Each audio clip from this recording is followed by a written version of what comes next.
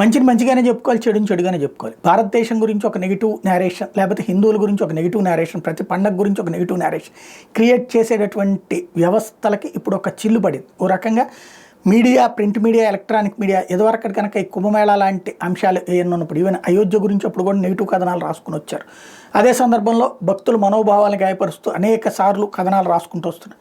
ఇప్పుడు క్రమంగా మార్పు వస్తుంది. అట్లాగే ప్రజల ఆలోచన తీరులో కూడా ఏదైతే దేశానికి వ్యతిరేకంగా, లేదంటే మెజారిటీ ప్రజల యొక్క సెంటిమెంట్లకు విరుద్ధంగా కథనాలు, డిబేట్లు చేస్తుంటే స్వయంగా స్పందిస్తున్నారు, అక్కడే కామెంట్లు చేస్తున్నారు, ఆ పైన దానికి వ్యతిరేకంగా కూడా మాట్లాడుతున్నటువంటి పరిస్థితి అయితే క్రమంగా పెరుగుతుంది. ఇది అతిపెద్దదైనటువంటి మార్పుకి కారణమవుతుంది.